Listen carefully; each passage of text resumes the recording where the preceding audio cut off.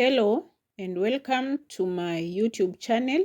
So today we are discussing about where to stress on Kiswahili words.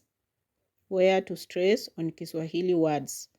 Since we've been talking about pronunciation, so stress matters a lot. Stress in Kiswahili is called shada. Shada. And shada in Kiswahili inamaanisha ni msisitizo unaowekwa katika kutamka silabi fulani wakati wa kutamka neno. In English, it means giving more emphasis to a particular syllable in a word while pronouncing the word. So that is very important in Kiswahili. On which syllable will you put more emphasis, or where do you put more power in order to pronounce the word correctly and give it the appropriate meaning? Remember that stress in Kiswahili carries the main meaning of the word. And correct stress is important because it helps listeners to understand you more easily, and in some cases, changing the stress can change the meaning of the word. So, in Kiswahili, in most cases, stress or emphasis is put on the second syllable from the end of the word. So, emphasis or the power is given on the second syllable from the end of the word, not from the beginning of the word, but from the end of the word. So as you are seeing there, we have a template there where I've given some examples of Kiswahili words which I'm going to use to help you understand where to stress. So the first word here in Kiswahili is mifugo. Mifugo has 3 syllables. And the emphasis is going to be on the second syllable from the end. Now that I said it has 3 syllables, mi, fu, go. So from the end, we have the first one, go, and the second one from the end is fu. So the stress is going to be on fu. So you'll pronounce it as mi, fugo. Mi, fugo. So the stress is on fu. Mifugo, which means livestock in English. The next word there is nafaka. Nafaka. So the second syllable from the end is fa. We have na, fa, ka. So fa from the end is the second. So the stress is going to be on that syllable fa. Na, faka. Na, faka, which means cereals. The other word here is umati. Umati. Umati has 3 syllables. So the second from the end is ma. Ma. Umati. Umati, which means a crowd. Then the fourth word here in Kiswahili is mahali.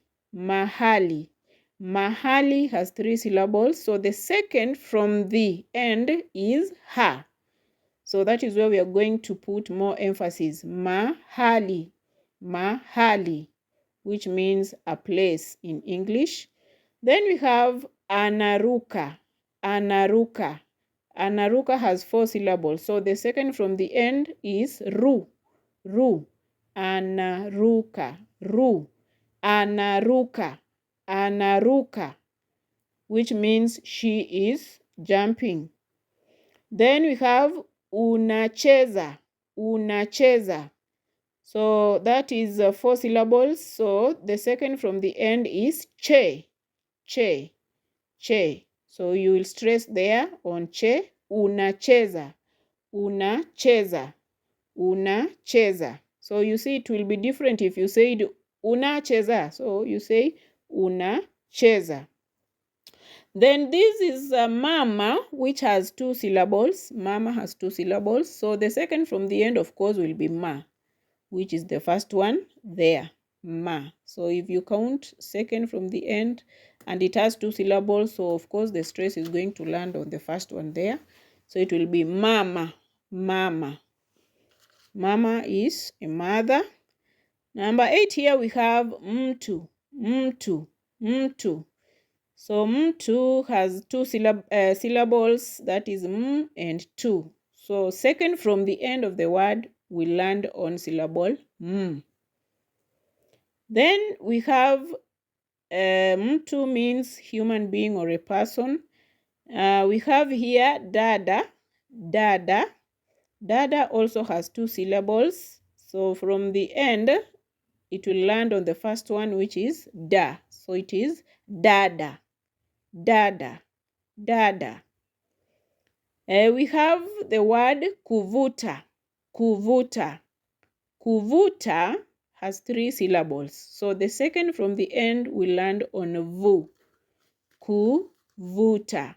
Kuvuta, which means to pull. Then we have the word walakini. Walakini, depending on where you are going to stress, will give it two different meanings. So considering the rule, the second syllable from the end, it is going to be walakini. Walakini. Walakini, which is a conjunction meaning however or nevertheless. Walakini. Then the next word, I'm going to put the emphasis on the third syllable, la. So it is going to be walakini. Walakini. Walakini. Walakini. So that one becomes now a noun. The first one, walakini, is a conjunction, but the second one, walakini, is a noun, which means a defect or a problem. Then there is mtulivu on that list. Mtulivu. Mtulivu. So the second syllable from the end is li. So that is where you are going to put more power. Mtulivu. Mtulivu. Mtulivu, which means a calm person.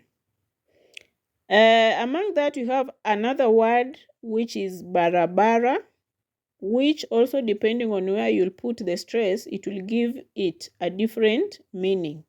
So the one I'm pronouncing, barabara, has 4 syllables. Bara, bara. So on the second syllable from the end, I pronounce it as barabara, which means a road. Barabara, a road. But if I was to put the stress on the third syllable from the end, then it is going to be barabara. Barabara. Barabara. Which means, okay, when things are okay, you say mambo ni barabara. Mambo ni barabara. So I can give you a sentence using barabara and barabara. An example here is barabara nyingi nchini zimejengwa barabara. Barabara nyingi nchini zimejengwa barabara. In English, that means many roads in this country have been constructed well. Thank you so much for tuning in and listening, and stay tuned for more and more about Kiswahili. And don't forget to like, share, comment, and to subscribe to my channel. Kwaheri ya kuonana. Bye bye.